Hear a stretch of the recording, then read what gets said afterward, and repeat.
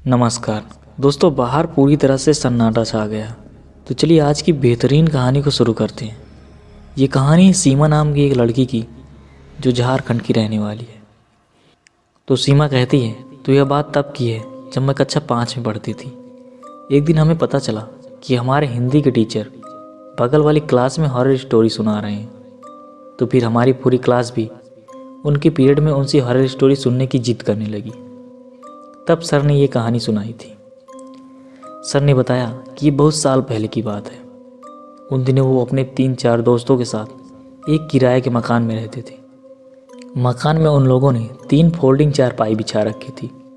जिस जगह उनका मकान था उसके ठीक पीछे एक छोटा सा जंगल था। एक दिन उनके दोस्त किसी काम से बाहर गए हुए थे।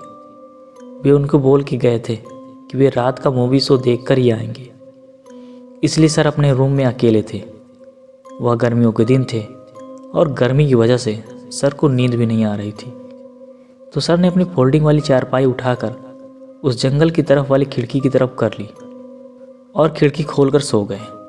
लेकिन सर को जैसे ही नींद आने लगी तभी उनको ऐसा लगता है जैसे कोई उनके बाल पकड़कर खींच रहा है। उन्होंने पहले तो ध्यान नहीं दिया, सोचा कि शायद कोई दोस्त उनके साथ मस्ती कर रहा होगा। लेकिन फिर उनके साथ ये 4-5 बार हुआ। तो वे गुस्सा हो उठे और खिड़की को बाहर देखकर गालियां देने लगे। उसके बाद जब वे सो गए तो उनके दोस्त वापस आए तो उन्होंने देखा कि सर को बहुत तेज बुखार हो रखा है और इतनी गर्मी में भी उन्होंने 3-3 कंबल ओढ़े हुए थे और वे कुछ बड़बड़ाए जा रहे थे। उनके दोस्तों ने उनको दवाई भी देने की कोशिश की, लेकिन वे दवाई नहीं ले रहे थे।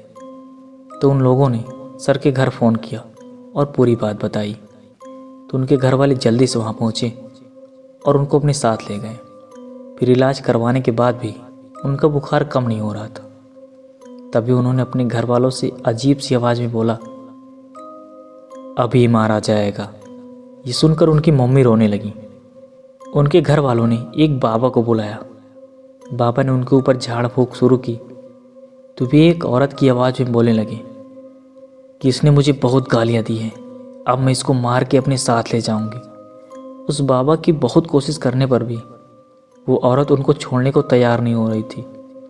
आखिर में उस बाबा ने एक काला धागा पूजा करके सर के गले में बांधा और कहा, इस धागे को कभी मत उतारना।